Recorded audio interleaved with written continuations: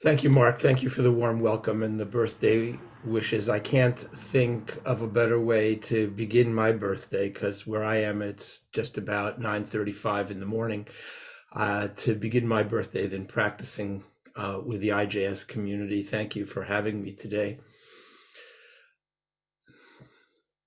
Well, as those of you who are following the counting of the Omer know, this week in the Omer is the week of Netzach, and today happens to be Netzach Shebenetzach. What that means is that today we get a double dose of Netzach, emphatic Netzach today. But what is Netzach?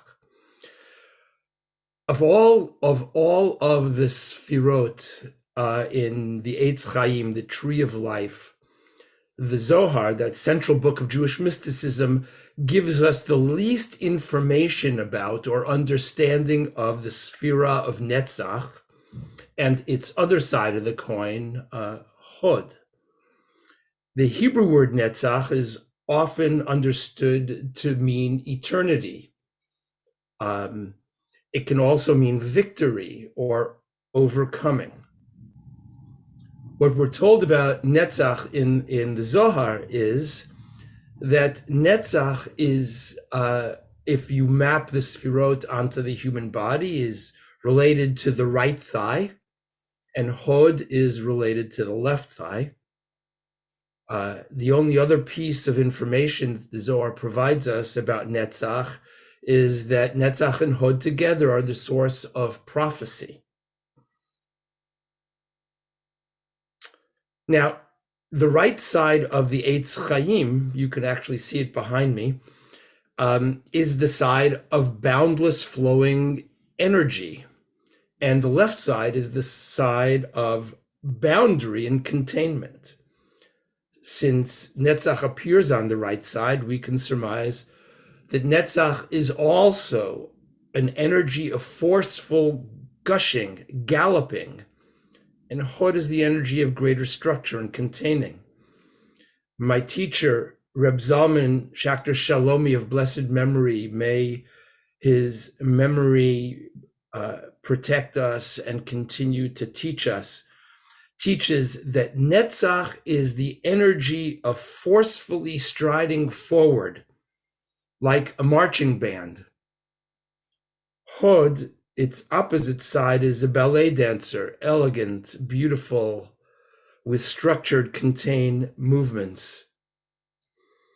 So Netzach relates to effort, doing hard work, the perspiration or elbow grease of our life. It is the revelation, because it's connected to prophecy, or better, the knowing that we have that helps us to endure hard times or keeps us moving towards our goal.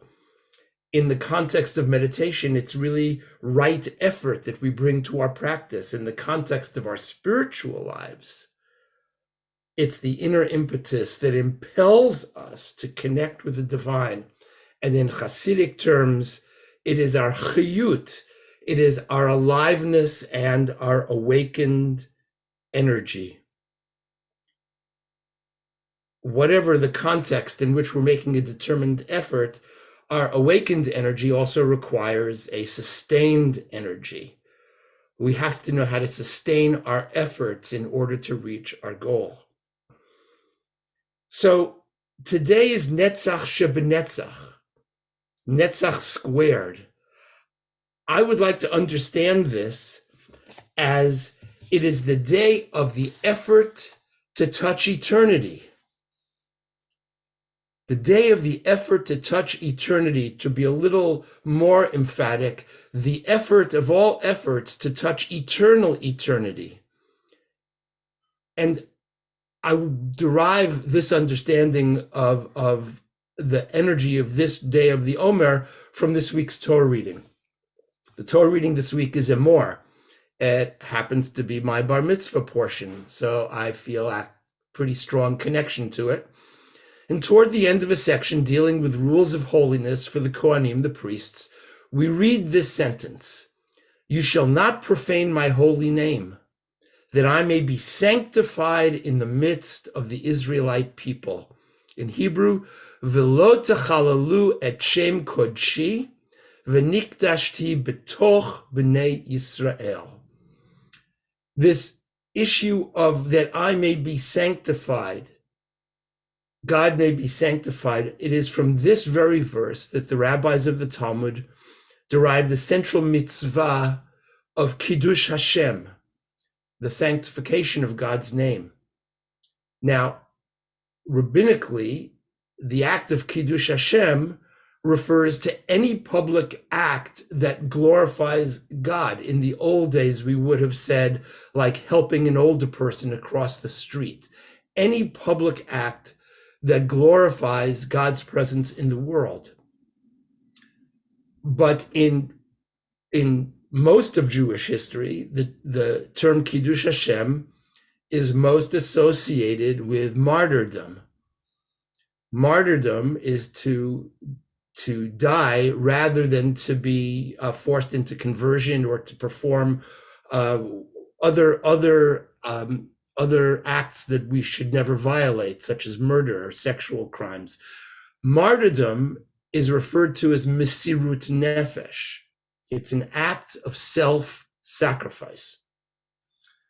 Now, the Hasidic master, Rabbi Yehuda Leib Alter of Ger, who is also known as the Sfat Emet, in his very characteristic fashion, transforms this ultimate external act of devotion, martyrdom, into an inner psycho-spiritual process. He notices that the Torah states that I may be sanctified betoch. We've translated it as in the midst of the Israelite people, but he understands betoch meaning not in the midst of, but within Israel.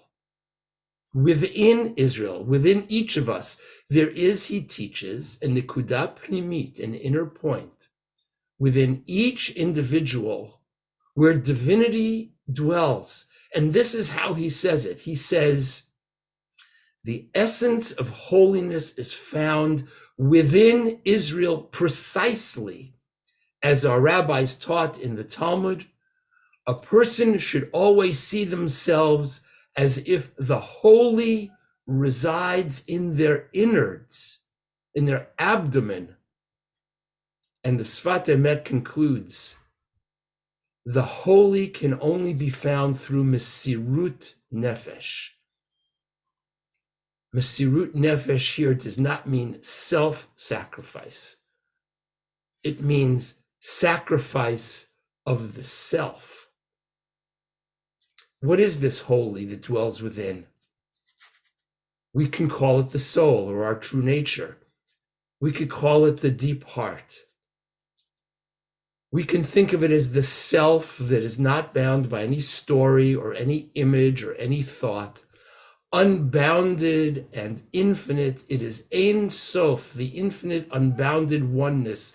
It is a loving awareness in which we experience a profound sense of union with the one, a sense of existential stability, a groundless ground.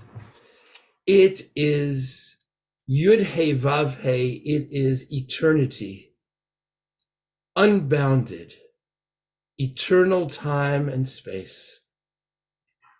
This holy is discerning and free of judgment, infinitely patient, kind, compassionate. It unconditionally loves what is.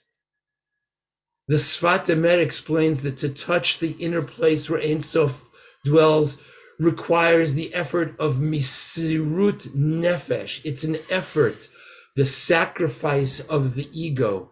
It requires that we let go of the conditioned mind and unconditionally accept everything that arises.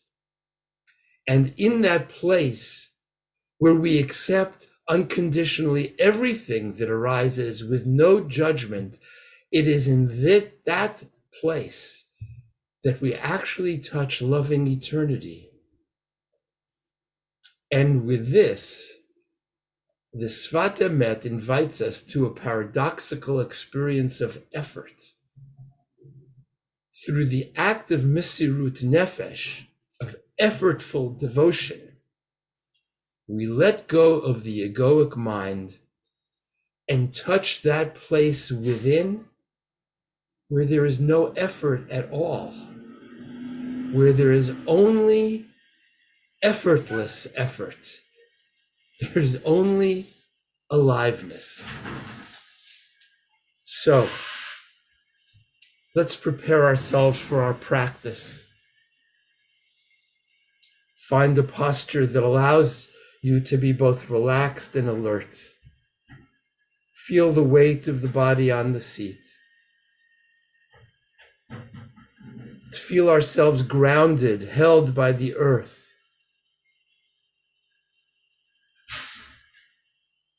Let your attention settle and begin to focus attention on the breath. Breathing today, this afternoon, from the abdomen. You may even want to place your hands on your belly to feel the movement of the abdomen. Breathing from the abdomen. Rest in the breath and the subtle movements of the abdomen. As sensations, emotions, and thoughts arise, if they are pleasant, just note them and allow them to float out of your field of awareness.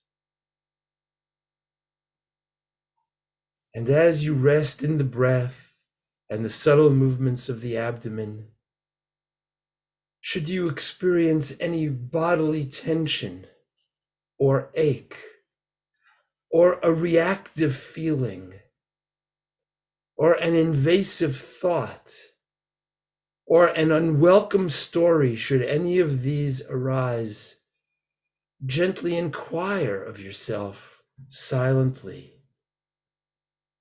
Can I accept this experience just as it is? The egoic minds will likely answer no. If this is what happens, gently ask yourself a slightly different question. Is there a place within me that accepts this just as it is? The place within that unconditionally accepts and loves is the holy. It is what is eternal. Continue to practice this way for the duration of our time together.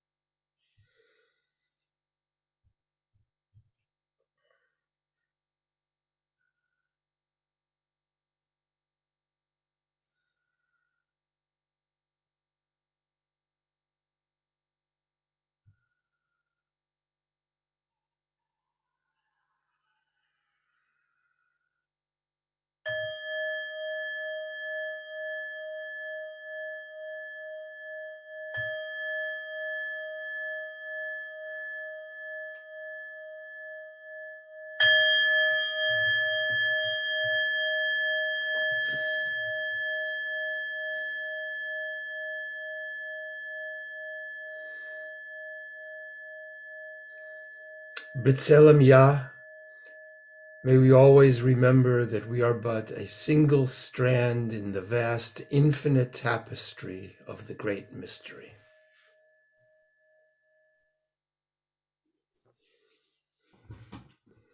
Thank you so much, Rabbi Lavey Derby. Beautiful, clear teaching for this day of Netzach, Sheba Netzach, and looking forward to exploring the teaching a little bit in a moment for those who are able to stay with us.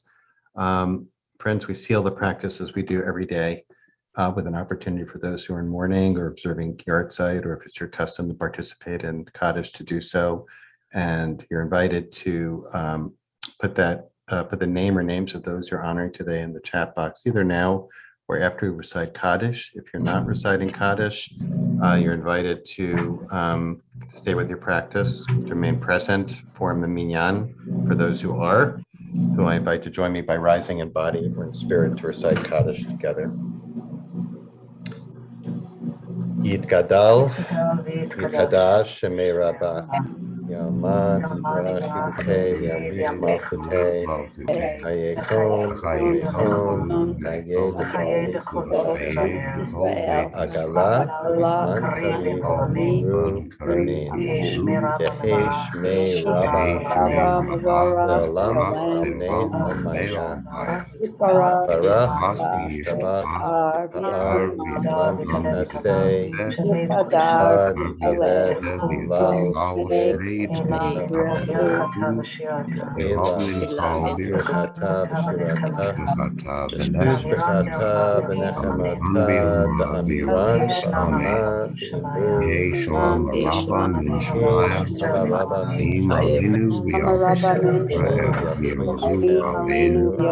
Yisrael Amen. Shalom Bimramav. Huya Aseh Shalom. Avinu Yalkut Yisrael. Yalkol Yoshvei Tevel. Amen. Friends, thanks for joining us today on this 25th day of the Omer. If you're leaving us now, we'll hope you'll be back to join us soon for practice tomorrow or sometime soon. I want to thank our teacher for today, Lavey Derby. I'm going to put Lavey's website, which has information about a lot of wonderful offerings, classes, and meditations that he leads in the chat box for those who are interested to check out. I want to thank Will Priest, who every day holds our space effortlessly and seamlessly and with skill and grace, and makes this possible for us to be together and to be present. Thank you so much, Will. And most of all, thanks to each of you simply just for showing up and for your presence and your incredible devotion to practice and supporting each other as you do day by day. And if you are staying on, you will feel welcome to share reflections on the experience today in the chat box. We'll keep an eye on that. If you have a question you'd like to put to Lavey, please put that in the chat box and preface it by writing question in all caps. It's a little bit easier to keep an eye out for the questions that way. And let's get you in here, Lavey. Hi. Hi there. So as I said, Lavey, that was just really beautiful, clear teaching, although I know this can feel very esoteric and complicated for people often when we get into the Kabbalistic rubric, framework, blueprint. It's really kind of a blueprint not only of the universe, but as you said, a blueprint of our inner life, how the sacred operates within us. So first of all, I just want to lift up a couple of things that I heard from your teaching, or just so we get some clarity and keep an eye on the questions. One of which is really which came up in your also bonus lovely drash about this week's parsha. Happy Bar Mitzvah anniversary, and more about the word betoch, within, right? Sanctifying God with not just in the midst of, but betoch, within, which comes up as an interpretation a few times in Torah. It's always just an amazing thing, no matter how many times one hears that, to say, oh, this is within me. This is happening right now within me. it makes it much less abstract. It really brings it into our body.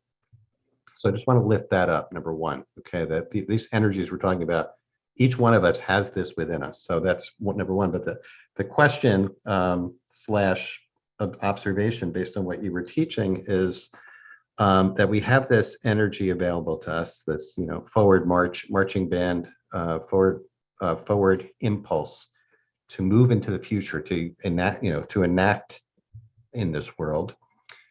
And you added the nuance today of connecting that with our capacity for the eternity aspect of Netzach, of something of remembering that there is, that primarily, not primarily, that the self is a means that connects us to a much larger infinite end that lies beyond time and space, right? Yeah, So I no, want I to think invite you that, to like go a little deeper into that in terms of we sat together, of course. What, maybe you can speak personally for you about how do you bring that into what's going on in your mind and body when you're sitting? That is I understood it, I'll share for myself. I understood it as just an invitation moment by moment to notice myself showing up in my mind, which is 99.9% of the time, and to invite myself to dissolve that a little bit, just to kind of see through it in a way.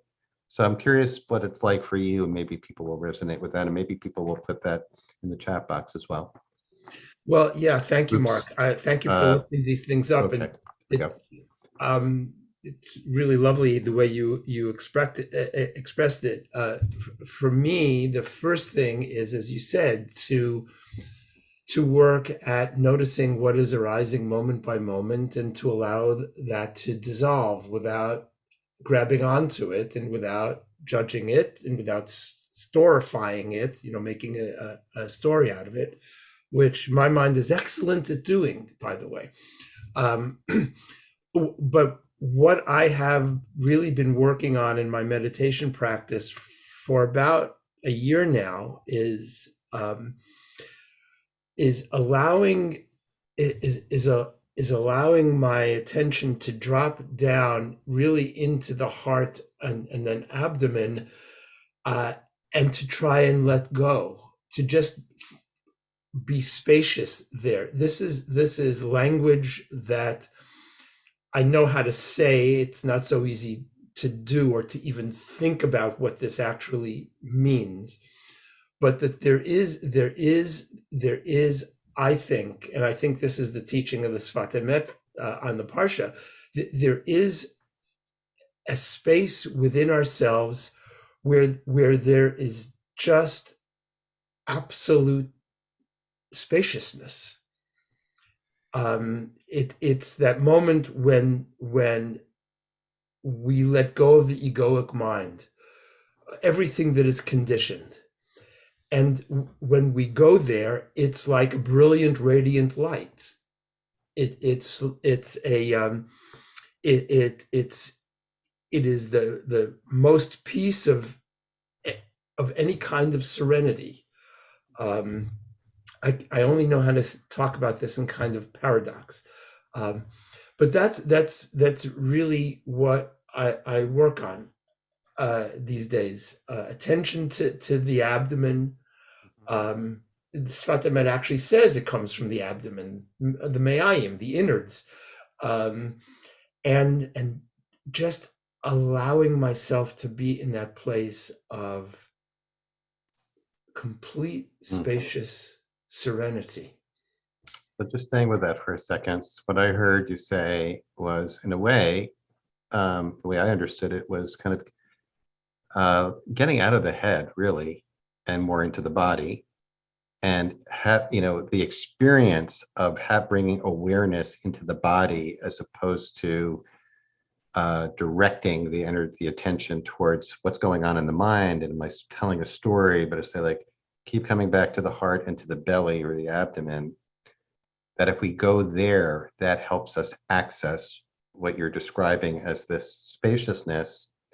And just throw into the mix our friend and teacher, Rabbi Sam Feinsmith, when he teaches. One of the things I've learned from him in terms of the awareness of awareness, like, that's maybe another route to the same place of, this was what happens for me. Like I realized, oh, I am aware. I am thinking. I am an aware being. And then might have a moment where I experience that awareness as part of larger awareness, right? That it's where that my like I'm aware. No, I am within awareness. I'm in the field of awareness that Sam describes as this, just the way you were describing it, as this luminous, limitless expanse. Yes. Another route. So I wanted to just throw that out. What do you? Does that work too? Yeah, that is exactly right. I think it's the same notion with a slightly different image. And I saw popped up in the chat that somebody said also the place between the breath, that Mm-hmm. empty space between the breath, which is another way of actually trying to notice that or access it. What appeals to me about dropping into the lower part of the body is that the lower part of the body is what is it's grounding me, Mm-hmm. and I want to be able to feel that kind of groundless ground, which is the foundation of everything, and where good for Yesod in 2 weeks, Mm-hmm. and which allows us just to be present. So the other side of that, Lavey, is that at least my experience here too is that, and somebody I think alluded to this, it's a scary place to go. The dissolution of the self, right? On the one hand, it just the way you're describing it is this place of utter peace, right, and groundedness. And the other is like, where am I? Losing ourselves. And so when I ask you a question, since you're really you have this expertise in Jewish mysticism, which is a mysticism in general of this world. It's not, the goal is not to like get to that state of escaping from this world, right? So it relates to Julie Cole's question about, okay, we're going to finish in a few minutes and go about our day. How do you bring this into, cleaning washing the dishes and political advocacy and all the other mundane aspects of our lives? How do we keep this teaching in mind? Well, so that's really the big question about practice altogether. How do we take this off the cushion and into the world with us? Right. I think that as we practice, we can, and again, let's start from where you started. This state of selflessness, of being in eternity, Mm-hmm. is not meant to be a constant state. We are not meant to live there. Um, we are meant to live in the real world. To live in the real world, we have to have consciousness of this and that. We have to be able to make decisions about to cross the street or not to cross the street when there's a red light. We have to work for social justice if that's something we believe in.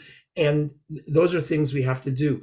What we can do is we can bring this, the question was about aliveness. We can carry this aliveness with us. If I go into the world and remember that I am just a single strand in the infinite tapestry of the great mystery, which is the way I like to end meditation practice, That's was beautiful. Yeah. um, then I place myself in the world in a specific kind Mm. of way, and I would really like to be able to find ways to make that aliveness really palpable for me when I'm in the world. One of the ways of doing that is simply to stop every now and then and say, "Oh, God's world. Oh, this is divinity all around me. Oh, this is beauty. Oh, this is awe. This is wonder," and just be able to use those emotions to connect me back to my innate aliveness. Beautiful, beautiful. And we just add to that list all the things that are also not so pleasant, right? Yes, of And this course. is right. Yeah. right. Thinking You're right about about most of that. my day. Yeah. Yeah. So maybe we can squeeze in this question, which is an interesting question, from Nancy. Is there a difference between acceptance and noticing without judgment? Seems like acceptance has more of an element of chesed. I don't know. Do you see a distinction there between acceptance and noticing without judgment? I would just, my like really quick response to that would be, uh, the noticing without judgment is like noticing the judgment and then trying to release the hold that judgment has, which leads to the capacity to accept things as they are in the moment. I don't Yeah, know. it's very subtle. It's a very subtle process, isn't it? It's a Yeah. very subtle process. This goes back to, I think, Sam's teaching. If if I notice I'm moving into that judgment energy, then Hmm. I can let go of it. Right. That's where chesed is. But there's a And the moment, Zirizut too. The Zirizut. and I'm it's like, my Zirizut is flowing towards judgment. So that's it's kind right. of like, great. That's right. And then there's the awareness I have of not being aware of judgment, just being aware of this now as it is, which Hmm. is a slightly different valence, it seems to me. Hmm. Um, which is maybe the result of just being here, quiet, no process in the mind. Hmm. Um, so we get both of those. We get both, but it's much harder. It's much easier to notice, oh, judgment, I'll let go of it, than it is actually to notice, um, oh, there's no judgment here. Hmm. Um, and that's another kind of right. Does that happen? So I'm told. Yeah. It's another kind of right effort. Interesting. Amazing. The effort to notice that there is no judgment. The effort to notice that there is no thought. Hmm. The effort to notice there's just presence. Mm. I think it Sam is pointing in that direction with this teaching. Yeah. Yeah. And let us say that even just a moment of that state, Diana, like and I didn't remember who mentioned this, but like someone mentioned micro movements. Aaron Rosenthal mentioned micro movements, which I, really love that. That these slight adjustments, slight redirections, can mean a lot. So we're at time. Really a pleasure, Lavey. Really want to wish you a Yom Puletet Sameach and Shefa Brachot, abundant blessings. One of Thanks, the Mark. best. You're getting magnificent reviews. What a great way to start your day, especially at a day when you can let your ego go.